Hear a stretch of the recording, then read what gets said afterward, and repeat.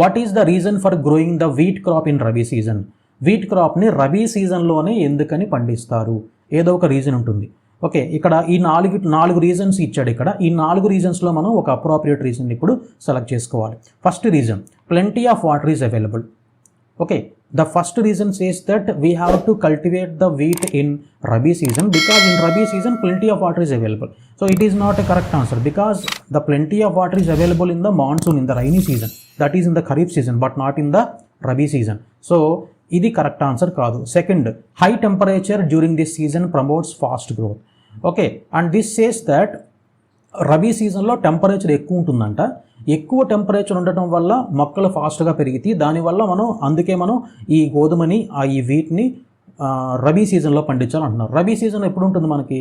Rabi season generally between October to March, October నుంచి March వరకు rabi season ఉంటుంది. And this is the winter season. Winter సీజన్లో temperature ఎక్కువ ఉంటుంది కదా. వింటర్ సీజన్లో temperature is somewhat low when compare to other days కదా. కాబట్టి ఇది కరెక్ట్ ఆన్సర్ కాదు. Next, high humidity and cloudy weather is suitable for growth. High humidity and cloudy weather ఇది ఎప్పుడు ఉంటుంది? High humidity and cloudy weather అనేది it is present in the kharif season when there is a monsoon, right? Monsoon సీజన్లో అది ఉంటుంది, కానీ రబీ సీజన్లో అయితే ఈ కండిషన్ ఉంటుంది. కాబట్టి ఇది కూడా కరెక్ట్ ఆన్సర్ కాదు. Next, it requires cool environment and dry weather. So this is the correct answer. The wheat crop, it requires cool environment, and cool environment is generally present in the winter season, and in winter the weather is mostly dry ga untundi, varshalu padavu kabatti in winter the weather is mostly dry. So these two are the conditions for the healthy growth of the wheat plants. That is the reason why we choose to grow this wheat plant in the Rabi season, right? So that is the answer. Next, fifth question, metamorphosis is seen in this organism. He has given 4 organisms here. ఇక్కడ 4 animals ఇచ్చాడు. Frog, butterfly, hen, dog. 4 animals ఇచ్చాడు. ఈ 4గిట్స్లో metamorphosis దేంట్లో జరుగుతుంది? అసలు metamorphosis అంటే ఏంటి? Metamorphosis అంటే ఏంటంటే it is the process in which the complete transformation of the physical form takes place. అంటే ఒక యానిమల్ ఫిజికల్ ఫాము ఇంకో ఫిజికల్ ఫామ్లోకి కంప్లీట్గా మారిపోతుంది. అంటే ఒక గొంగళ పురుగు ఫర్ ఎగ్జాంపుల్ చూసుకుంటే, గొంగళ పురుగు ఇలా ఉంటుంది, దానికి రెక్కలు కానీ కాళ్ళు కానీ ఏమీ కనపడవు. But after some time this particular caterpillar will slowly transform into a butterfly. In the same way, larva of the frog, which is called tadpole larva అంటారు. ఈ tadpole larva ని ఫ్రాగ్ని కంపేర్ చేస్తే, అడల్ట్ ఫ్రాగ్ని కంపేర్ చేస్తే రెండు కూడా వేరువేరుగా ఉంటాయి. కానీ gradually after some time this larva only will develop in to adult frog. దీన్నే మనం ఏమంటామంటే మెటమార్ఫోసిస్ అంటాం. అంటే ఒక ఫిజికల్ ఫామ్ నుంచి కంప్లీట్గా వేరే ఫిజికల్ ఫామ్కి ట్రాన్స్ఫార్మ్ అయితే దాన్ని మనం ఏమంటామంటే మెటమార్ఫోసిస్ అంటాం. ఈ మెటమార్ఫోసిస్ దేంట్లో జరుగుతుంది అంటే ఫ్రాగ్. ఇప్పుడే మనం ఎగ్జాంపుల్ చెప్పుకున్నాము, ఫ్రాగ్లో మెటమార్ఫోసిస్ జరుగుతుంది. Frog egg it will hatch into the larva. Okay, ఆ లార్వా అని మనం టాడ్పోల్ లార్వా అంటాము. ఆ టాడ్పోల్ లార్వా మెటమార్ఫోసిస్ జరిగి అడల్ట్ ఫ్రాగ్గా మారుతుందన్నమాట. So metamorphosis takes place in the frog. ఇంకోటి ఏంటి, బటర్ఫ్లై ఇచ్చాడు. So butterfly also one of the best example for metamorphosis. Butterfly అనేది the egg of the butterfly it will first hatch into a caterpillar larva. ఒక caterpillar లాగా మారుతుంది, గొంగళ పురుగు లాగా. ఆ క్యాటర్పిల్లర్ లార్వా తర్వాత ఇది మెటమార్ఫోసిస్ ద్వారా it will transform into a butterfly which is entirely different. It will be looking entirely different from the caterpillar. రెండు వేరువేరుగా కనిపిస్తూ ఉంటాయి అనమాట. అందుకే మనం కంప్లీట్ ఫిజికల్ ఫామ్ ఒక ఫామ్ నుంచి ఇంకో ఫామ్కి చేంజ్ అవుతుంది. Okay, so these two are the examples. ఇంకోటి ఏమి ఇచ్చాడు, హెన్ ఇచ్చాడు. సో హెన్లో ఏమవుతుందంటే the egg directly hatch into chick. డాగ్లో అసలు ఎగ్సే ఉండవు. Dogs directly they give birth to the babies because these are viviparous animals. మనకు తెలుసు oviparous animals, viviparous animals. Oviparous animals అంటే ఏంటి? The animals which lay the eggs. ఏ animals అయితే గుడ్లు పెడతాయో వాటిని మనం ఓవిపారస్ యానిమల్స్ అంటాము. వివిపారస్ యానిమల్స్ అంటే the animals which do not lay the eggs but instead they directly give birth to the babies. డైరెక్ట్గా అవి బేబీస్కి జన్మనిస్తాయి అనమాట. అలాంటి వాటిని ఏమంటారంటే వివిపారస్ యానిమల్స్ అంటారు. సో ఇక్కడ డాగ్ వివిపారస్ యానిమల్, హెన్ ఓవిపారస్. కానీ ఈ రెండు యానిమల్స్లో కూడా మెటమార్ఫోసిస్ అనేది జరగదు. So answers are 1 and 2, frog and butterfly. ఎక్కడ ఉంది ఇక్కడ 1 and 2? Yes, B, frog and butterfly. ఇది ఆన్సర్ అనమాట. 6th MCQ వచ్చేసి identify the organism given in the picture. ఈ పిక్చర్లో మనకి ఒక ఆర్గానిజం ఇచ్చాడు, one of the micro organism. ఈ మైక్రో ఆర్గానిజం పేరేంటో మనం ఇప్పుడు చెప్పాలి. ఇక్కడ ఆప్షన్స్ ఏమి ఇచ్చాడు? Paramecium, chlamydomonas, amoeba, స్పైరోగేరా. సో ఇదేంటిది? ఇది చూస్తే మనకి పైన మనకి సీలియా కూడా కనిపిస్తున్నాయి, మధ్యలో ఒక మైక్రో న్యూక్లియస్, ఒక మ్యాక్రో న్యూక్లియస్ కనిపిస్తుంది. So obviously this is the picture of the paramecium. ఇది పారామీషియం పిక్చర్ అనమాట. అలాగే నెక్స్ట్ టైం ఇచ్చాడు క్లామిడోమోనాస్ ఇచ్చాడు. క్లామిడోమోనాస్ ఇది కాదు. క్లామిడోమోనాస్ తెలుసు కదా, క్లామిడోమోనాస్ ఓవెల్ షేప్లో ఉండి 2 ఫ్లాజల్లో కూడా ఉంటాయి ఇలాగా, కాబట్టి ఇది క్లామిడోమోనాస్ అయితే కాదు. నెక్స్ట్ అమీబా మనకు తెలుసు, ఇర్రెగ్యులర్గా ఇలా షేప్లో ఉంటుంది అమీబా. ఓకే, స్పైరోగైరా అంటే ఇట్ ఈజ్ లాంగ్ ఫైబర్ లాగా ఉంటుంది, లోపల మనకి స్ప్రింగ్ షేప్లో క్లోరోప్లాస్ట్ కనిపిస్తుంది. సో ఇది కూడా కాదు. సో ఆన్సర్ ఏంటంటే ఇక్కడ paramecium is the answer. Next question, ఇక్కడ మళ్ళీ అసెర్షన్ రీజన్ ఇచ్చాడు. అసెర్షన్ ఏంటో చూద్దాం. Combine is a modern tool used for ploughing. Okay, so this is the question from the lesson crop production management అనే lesson నుంచి ఇచ్చాడు. దీంట్లో ఒక టూల్ గురించి ఇచ్చాడు. ఏంటది? కంబైన్ గురించి ఇచ్చాడు. Combine is a modern tool used for ploughing. Combined అనేది అఫ్కోర్స్ మోడర్న్ టూలే, కానీ దాన్ని ప్లవింగ్ కోసం వాడతారా, పొలం దున్నడం కోసం వాడతారా అంటే కాదు. Combine is not used for ploughing the soil. So మరి దేనికోసం వాడతారో ఒకసారి చూద్దాం. మనకి టెక్స్ట్ బుక్లో దాని గురించి ఇచ్చాడు. ఒకసారి let us go back to the textbook. So ఇదనమాట, this is the picture of the combine. దీనికి ఎందుకని వాడతారు అంటే this is carried out with the help of a machine called combine which is in fact a harvester as well as a thresher. ఇక్కడ ఇచ్చాడు combine అనేది harvester as well as thresher. అంటే ఇక్కడ కనబడేటువంటి ఈ టూల్ అనేది this is the machine which is useful to harvest the క్రాప్ని harvest చేయడానికి. Harvest చేసిన తర్వాత ఆ క్రాప్ నుంచి గ్రెయిన్స్ని సపరేట్ చేయాలి అంటే థ్రాషింగ్ చేయాలి.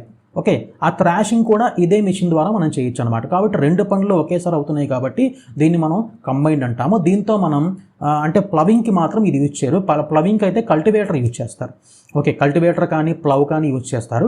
కానీ ఇది మాత్రం only for the purpose of harvesting కోసం, అంటే కోత కోయడం కోసం, పంట కోత కోయడం కోసం, అలాగే థ్రెషింగ్ ద్వారా ఆ పంట నుంచి గ్రెయిన్స్ని సపరేట్ చేయడం కోసం ఈ మిషన్ అనేది వాడటం జరుగుతుంది. రైట్, ఇప్పుడు సెకండ్ స్టేట్మెంట్ ఏమి ఇచ్చాడు? Ploughing make the soil loose and porous to air, water and helps in the microbial growth. Okay, ploughing అనేది సాయిల్ని లూజ్ చేస్తుందంట. And because of the ploughing the soil also become porous, అంటే air లోపలికి వెళ్ళడానికి కూడా అనుకూలంగా తయారవుతుంది. అలాగే వాటర్ కూడా లోపలికి వెళ్ళడానికి ఫ్లఫీగా తయారవుతుంది, పోరస్గా. And also it helps the microbial growth. ఇక్కడ ఇచ్చింది ప్రతిదీ కూడా కరెక్టే. These are actually the advantages of the ploughing. మనం పొలం దున్నటం వల్ల, అంటే ప్లవ్ చేయటం వల్ల ఇవన్నీ కూడా కలిగేటువంటి అడ్వాంటేజెస్ అనమాట. కాబట్టి ఇది కరెక్టే. కానీ ఇక్కడ ఎసెర్షన్ ఏదైతే ఇచ్చాడో, combine is a modern tool used for ploughing అని ఏదైతే ఇచ్చాడో ఇది రాంగ్ అనమాట. సో ఇక్కడ A is wrong, R is right. ఎక్కడ ఇచ్చాడు అది? A is false, R is true. Yes, D is the answer. Ramu's village is severely affected by a drought. Which method do you suggest him to grow crops in a scarcity of water? ఇక్కడ రాము విలేజ్లో draft వచ్చిందంట, అంటే కరువు వచ్చింది. కరువు వచ్చినప్పుడు జనరల్గా there will be water scarcity. పంటలు పండించడానికి సరిపడినంత వాటర్ ఉండదన్నమాట. బోర్వెల్స్ కూడా దాదాపుగా వాటర్ టేబుల్ చాలా డౌన్ అయిపోతుంది. అండ్ వాటర్ సరిగ్గా అవైలబుల్గా ఉండదు. రివర్సు, ఈ లేక్స్ ఇవన్నీ కూడా ఎండిపోయే స్థితిలో ఉంటాయి అన్నమాట.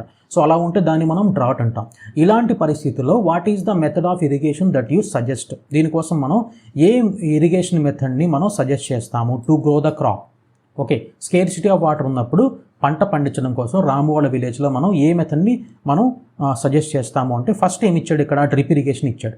Of course drip irrigation is the correct answer అవ్వచ్చు. ఎందుకంటే drip irrigation is the method of irrigation where the water will be supplied in the form of water drops directly to the roots of the plants. డైరెక్ట్గా plant root దగ్గర డ్రాప్స్గా water మనం supply చేస్తాం దేంట్లో? Drip ఇరిగేషన్లో. కాబట్టి water scarcity ఉన్న చోట వాటర్ని పొదుపు చేయడం కోసం, in order to save or conserve the water, we can follow this drip irrigation method which is an excellent idea. Next B, moat and chain pump. ఇది కాదు. Lever system, dhekli. ఇక్కడ ఇచ్చిన మిగతా 3 ఏంటంటే these are the actually the old methods of irrigation where it will be done when there is plenty of water available. Water కానీ ఎక్కువగా ఉంటే బావుల్లో కానీ, ఓకే, రివర్స్లో కానీ, వాటర్ కానీ ప్లెంటీ ఆఫ్ వాటర్ అవైలబుల్గా ఉంటే then these 3 methods can be used. కానీ ఇక్కడ వాటర్ స్కేర్సిటీ ఉంది కాబట్టి definitely the correct method will be drip irrigation. So this will be the correct answer. Next, find the incorrect statement among the following. ఇక్కడ 4 statements ఇచ్చాడు. ఈ 4 స్టేట్మెంట్స్లో మనం incorrect statement ఏంటో కనుక్కోవాలి. ఫస్ట్ ఏమి ఇచ్చాడు? A, hydra reproduces through budding. Yes, this is the correct answer. Hydra always reproduce with budding. దాని body మీద చిన్న బడ్ లాగా ఫామ్ అవుతుంది. The bud grows and eventually that gets separated and ultimately grows as a new hydra. కాబట్టి ఇది కరెక్టే. Amoeba reproduce through binary fission. Yes, this is also correct because amoeba it is a unicellular organism and it will first of all the nucleus of the amoeba divides following the cytoplasm and ultimately entire amoeba cell will be divided into two, which is the process called binary fission. Next, cloning is an example for sexual mode of reproduction. Cloning అనేది sexual reproduction కి ఒక example అంట. So cloning అనేది sexual reproduction కి example అంటే no, cloning is not the method for cloning is not a sexual method because in cloning there is no fusion of male and female gametes. Cloning లో మనం male female gametes ని fuse చేయడం ద్వారా అయితే cloning చెయ్యం, కాబట్టి ఇది wrong అనమాట, ఇది కరెక్ట్ కాదు, ఇది incorrect. Next, butterfly is an oviparous organism. Butterfly అనేది గుడ్లు పెడుతుందంట as it lays the eggs. Yes, butterfly is an oviparous organism which is the correct answer. So ఇక్కడ ఈ 4 స్టేట్మెంట్స్లో రాంగ్ స్టేట్మెంట్ ఏంటి అంటే సి అనమాట. Cloning is an example for sexual mode of reproduction.